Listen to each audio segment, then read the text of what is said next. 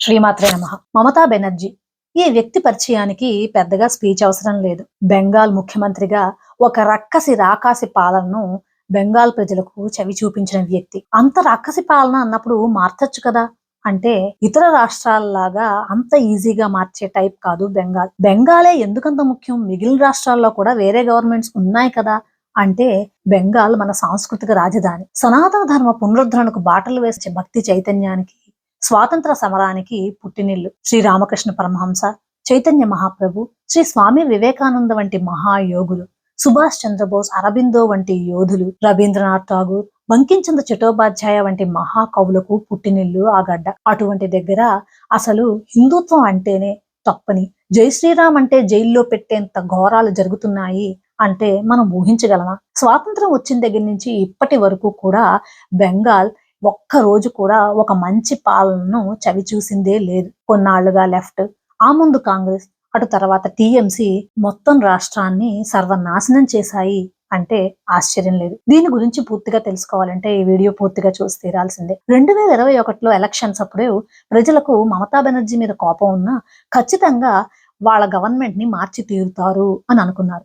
కానీ ఏ గవర్నమెంట్ నైనా మార్చాలంటే వెళ్ళి ఓటు వేసినప్పుడే కదా. హిందువులలో ఐక్యత లేకపోవడము, అలాగే ఎవరైతే టీఎంసీకి వ్యతిరేకంగా ఉన్నారనో, టీఎంసీ వారికి వ్యతిరేకంగా మాట్లాడుతున్నారనో, లేదా ప్రజలను ఉత్తేజపరుస్తున్నారనో తెలిసిందంటే ఆ ఇళ్లను, ఆ మనుషులని, ఆ వీధుల్ని కూడా టార్గెట్ చేసి అయితే వాళ్ళని హింసించడం, చంపడం, ఎలక్షన్స్ రోజు అసలు వాళ్ళ ఇళ్ళు, ఆ వీధులు కూడా దాటి రాకుండా వాళ్ళని బంధించడం కూడా చేసి పూర్తిగా ఎలక్షన్స్ ను రిగ్గింగ్ చేశారు. రిగ్గింగ్ చేయడం వరకే కాదు, 2021లో టీఎంసీ గెలిచిన తరువాత రిజల్ట్స్ వచ్చిన దగ్గర నుంచి కొన్ని నెలలుగా జరిగిన దారుణాలు, అకృత్యాలు, భయానక దృశ్యాలు వింటే మన కాళ్ళ కింద భూమి కదిలిపోతుంది. 2021లో ఎంతో మంది బెంగాల్ను వదిలి పారిపోయారట ఈ ఎలక్షన్స్ తర్వాత. అది చాలా వరకు సోషల్ మీడియాలో వచ్చింది కానీ లోకల్ మీడియాలో అంతగా చూపించలేదు. కానీ నేషనల్ మీడియాలో చాలా వరకు వచ్చాయి. బెంగాల్లో బీజేపీ గవర్నమెంట్ గెలిచిన తర్వాత జరుగుతున్న సంబరాలను చూస్తే అక్కడ జరిగిన అకృత్యాలు ఎంత ఘోరంగా ఉండేవో మనం ఆలోచించవచ్చు. ఇదే విషయాన్ని సుప్రీంకోర్టులో పేరు పొందిన లాయర్ అయినటువంటి జె సాయి దీపక్ ఫేస్బుక్ ద్వారా, రకరకాల సోషల్ మీడియాల ద్వారా తన అభిప్రాయాలను పంచుకున్నారు. అప్పుడు జరిగినటువంటి దారుణమైన ఘటనలను అతను ఒక వ్యాసంలో రాశారు. అది నీకు ట్రాన్స్లేట్ చేసి వినిపిస్తాను, మీరు వినండి. అప్పుడు జరిగిన దారుణాలను మనం అంచనా వేయొచ్చు. అతని మాటల్లో ఇలా చెప్తున్నారు.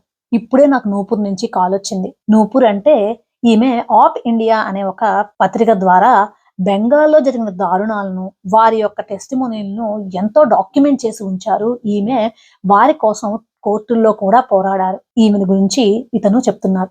ఇప్పుడే నూపూర్ నుంచి కాల్ వచ్చింది. ఆమె కోసం ఇంతకంటే ఎక్కువ సంతోషాన్ని నేను ప్రకటించలేను. మేమిద్దరం ఆ భయంకరమైన రోజులను తిరిగి జ్ఞాపకం చేసుకున్నాం. 2021లో బెంగాల్ దారుణాలు, ఆ భయానక దృశ్యాల గురించి అందరికీ తెలియజెప్పాలి. 2021 వెస్ట్ బెంగాల్లో ఎలక్షన్స్ ఫలితాలు వెల్లడి చేసిన తరువాత న్యూస్ లో ఒకదాని తర్వాతగా ఒకటిగా బీజేపీ కార్యకర్తలపై, ఇంకా ముఖ్యంగా హిందువులపై, ఎవరైతే బీజేపీకి ఓటు వేశారో, సపోర్ట్ చేశారో వారందరిపై ఎన్నో దాడులు జరిగాయి. ఇది ఒక ప్రదేశానికి సంబంధించింది కాదు, మొత్తం పశ్చిమ బెంగాల్ రాష్ట్రం అంతా ఆ భయానకమైన వీడియోలు సోషల్ మీడియాలో చక్కర్లు కొట్టాయి. డైరెక్ట్ మెసేజ్ల ద్వారా చూస్తుంటే నా మనసు చెలించిపోయింది. అత్యంత పాశవికంగా ఏదైనా ఉందంటే హిందూ స్త్రీలపై చాలా పెద్ద సంఖ్యలో జరిగిన అత్యాచారాలు, మరీ ముఖ్యంగా బీజేపీకి సపోర్ట్ చేసిన వారు, ఈవెన్ సిపిఐ పార్టీని కూడా వారు వదలలేదు. ఎంత దారుణం అంటే కొన్ని జిల్లాల్లో ముందుగానే హోటల్ రూమ్స్ బుక్ చేశారు హిందూ సపోర్టర్స్ పై, హిందూ మహిళలపై అత్యాచారాలు చెయ్యడానికని. ఇవి తెలిసిన వారు ఓటు వేయడానికి కూడా ఇల్లు దాటి బయటికి వెళ్ళలేనంత దారుణమైన పరిస్థితి. డైమండ్ హార్బర్ వంటి ప్రదేశాల్లో హిందూ స్త్రీలందరినీ బంధించి వారి భర్తల దగ్గర నుంచి 25,000 వసూలు చేసి ఎవరైతే డబ్బులు తెచ్చి ఇస్తారో వారి భార్యలను మాత్రమే వదిలిపెడతామని, లేదంటే వారిపై గ్యాంగ్ రేప్ జరుగుతూనే ఉంటుంది అని. ఇది అపోహ కాదు, పుకారు కాదు. ఈ బాధిత మహిళలతో చాలా మందితో నేను డైరెక్ట్ గా మాట్లాడాను అని చెప్తున్నారు. ఇంకా ఇలా అంటున్నారు. ఈ భయానక వాతావరణంలో కొందరు న్యాయ పోరాటానికి ఎక్కడికి వెళ్లాలో తెలియకపోయింది. పిటిషన్స్ ఫైల్ అవుతున్నాయి అడ్వకేట్స్ ద్వారా, కానీ అవి కోర్టులో లిస్ట్ అవ్వడం లేదు. ఇటువంటి సమయంలో నూపూర్ శర్మ ఒకరోజు రాత్రి కన్నీళ్లతో నాకు ఫోన్ చేశారు. ఒక్కొక్క కేసు వింటే భయం వేసింది. అందులో కొంతమంది హిందూ అమ్మాయిలు ఒక కోవెల్లో తలదాచుకున్నారు. టీఎంసీ గూండాలు బయట తిరుగుతున్నారు. వారి నుంచి తమ మాన ప్రాణాలను రక్షించుకోవడమే వాళ్ళ లక్ష్యం. ఎక్కడ హిందూ అమ్మాయిలు బీజేపీ సపోర్టర్స్ కార్యకర్తలు కనిపిస్తారో ఆ కార్యకర్తల కుటుంబాల్లో మహిళలు ఉంటారో వాళ్ళని గ్యాంగ్ రేప్ ఎక్కడికక్కడ చేస్తూనే ఉన్నారు. ఎవరికి ఫోన్ చెయ్యాలో తెలియదు, ఎవరిని నమ్మాలో తెలియదు, ఎవరి హెల్ప్ తీసుకోవాలో నాకు తెలియదు. ఈ అర్ధరాత్రి నాకు మీరే గుర్తొచ్చారు, అందుకే మీకు ఫోన్ చేశాను అంటూ అందులో ఒక కేసు నాకు చెప్పారు. అది వింటే నా కాళ్ళ కింద భూమి కదిలిపోయింది.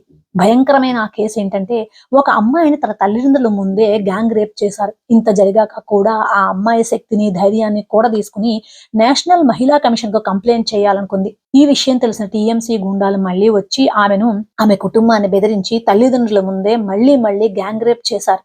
ఇది ఒక కేసు కాదు, ఇలాంటివి ఎన్నో కేసులు, ఎంతో మందిది ఇదే పరిస్థితి. నాకేం చెయ్యాలో తెలీదు, మీరు నాకేమైనా సహాయపడగలరా అంటూ నూపూర్ నన్ను అడిగారు. నేను ఎందరినో అడిగాను. ఫైనల్ గా కలకత్తాలోని ఒక ఎన్జిఓ ఇటువంటి కేసెస్ కోసం కలకత్తా హైకోర్టులో పోరాడుతోంది అని తెలిసి వాళ్ళు నన్ను అప్రోచ్ అయ్యారు. వాళ్ళు నన్ను ఈ కేసును కలకత్తా హైకోర్టులో వాదించమన్నారు. సిద్ధార్థ నాయక్ అనే వ్యక్తి కూడా ఈ బాధితుల తరపున కలకత్తా హైకోర్టులో పోరాడుతున్నారు. అటు తర్వాత సిపిఐ కూడా ముందుకొచ్చి కొన్ని కేసులను ఫైల్ చేసింది. ఈ కేసులపై వాదనలు వినడానికి కలకత్తా హైకోర్టు 5 జడ్జి బెంచ్ వేసింది. 80,000 మంది వరకు లెక్కల ప్రకారం అస్సాంకు పారిపోయారు బెంగాల్ నుంచి. ఇది గౌహతి హైకోర్టు కూడా ధృవీకరించింది. కొంతమంది బాధితుల తరపున సుప్రీంకోర్టు సీనియర్ లాయర్ అయినటువంటి అడ్వకేట్ మహేష్ జక్పలాని నేను కోర్టులో హాజరయ్యేవాళ్ళం. మా ప్రధాన లక్ష్యం ఒకటే, ఒక స్పెషల్ ఇన్వెస్టిగేషన్ టీం కనీసం మహిళలపై జరిగే అన్యాయాలను అందులో చేర్చాలి అని. ఇందులో ప్రియాంక తిబ్రేవాల్ బీజేపీ లీడర్ ప్రధాన పాత్ర పోషించి వారు కూడా కోర్టులో పోరాడారు. కొన్నిట్లో సిపిఐ కూడా కలిసింది. కలకత్తాలో కొంతమంది యువ న్యాయవాదులు మాకు లీగల్ గా సహాయపడ్డారు. వారు రిషవ్ కుమార్, ప్రియాంక అగర్వాల్. వీరు ఈ పోరాటంలో ఎన్నో భయానక పరిస్థితులను ఎదురొడ్డి కూడా కోర్టులో మాకు తరపున హాజరయ్యేవారు. ఈ రోజు బెంగాల్లో బీజేపీ గెలిచింది అంటే అక్కడ తమ నమ్మకాలను, తమ విశ్వాసాలను, తమ రక్తాన్ని, భయాన్ని పణంగా పెట్టి పోరాడిన వారి యొక్క త్యాగ ఫలితమే. వారిని నిరంతరం మనం స్మరించుకోవాలి. ఇటువంటి ఘోరాలు భారతదేశంలో ఇంకెక్కడా జరగకూడదు భగవంతుడా అని నేను భగవంతుణ్ణి కోరుకుంటున్నాను. అంతేకాదు, కలకత్తా హైకోర్టు దీనిపై జడ్జిమెంట్ ఇచ్చింది. జడ్జిమెంట్ ఇచ్చిన తర్వాత కూడా దీన్ని కొందరు సుప్రీం కోర్టులో ఛాలెంజ్ చేశారు. సుప్రీం కోర్టులో ఈ కేసు ఇంకా పెండింగ్ లోనే ఉంది. సాయి దీపక్ ఈ విషయాన్ని ఫేస్బుక్ లో, రకరకాల సోషల్ మీడియాల ద్వారా పంచుకున్నారు. ఇంత దారుణమైన ఘటనలు బెంగాల్లో జరిగాయి, ఇప్పటికే జరుగుతున్నాయి.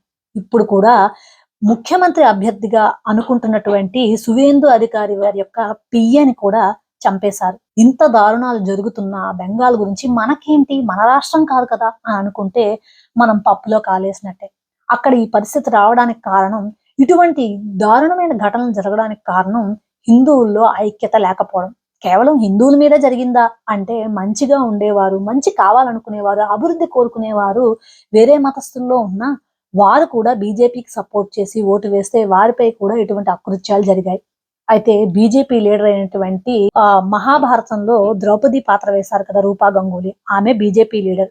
ఆమె ఒక టీవీ ఛానల్లో చెప్పారు, గర్భిణీ స్త్రీలను, వికలాంగ మహిళలను కూడా వదలకుండా గ్యాంగ్ రేప్ చేశారు.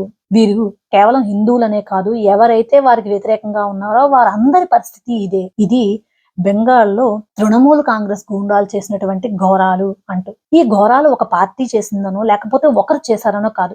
హిందువులలో అనైక్యత ఉన్నంత కాలం, హిందువులు చెడును ప్రోత్సహిస్తున్న కాలం, లేదా చెడును ఉపేక్షించి మనకెందుకులే అనుకునేంత కాలం ఇది జరుగుతూనే ఉంటుంది. ఎక్కడైతే అన్యాయం జరుగుతుందో, ఎక్కడైతే హిందుత్వాన్ని వెక్కిరిస్తున్న వాళ్ళో వారిని ముందే గద్దె దించాలి. ఏ స్టాలిన్ అయితే, ఏ ఉదయనిధి అయితే సనాతన ధర్మం డెంగు అన్నాడో, ఆ సనాతన ధర్మాన్ని డెంగు అన్నటువంటి వాళ్ళిద్దరిని దించారు గద్దె తమిళనాడులో. కానీ విజయ్ని అందలం ఎక్కించారు. ఇప్పుడు ఆ విజయ్ జీసస్ ఫోటో పట్టుకుని చక్కగా తిరుగుతున్నాడు. జీసస్ ఫోటో పట్టుకుని తిరగడం తప్ప అంటే కాకపోవచ్చు, కానీ రేపొద్దున ఇదే విజయ్ హిందువులపై అకృత్యాలకు పాల్పడకుండా, అక్కడ కూడా కన్వర్షన్లు రాకుండా ముందే తమిళనాడు ప్రజలు జాగ్రత్త పడాలి. ఎక్కడున్నా హిందువులు హిందుత్వాన్ని సపోర్ట్ చేసే వాళ్ళకి, మన మంచిని కోరుకునే వారికి, హిందువులను ముఖ్యంగా హిందువులను వేరే మతస్థులతో పోల్చి తక్కువగా చూడకుండా ఉండే వారికే ఓటు వేసి సనాతన ధర్మాన్ని, మన భారతదేశాన్ని అత్యున్నతంగా నిలబెట్టే వారికే పదవులు కట్టబెట్టేలా చూడాలి. శ్రీమాత్రే నమః.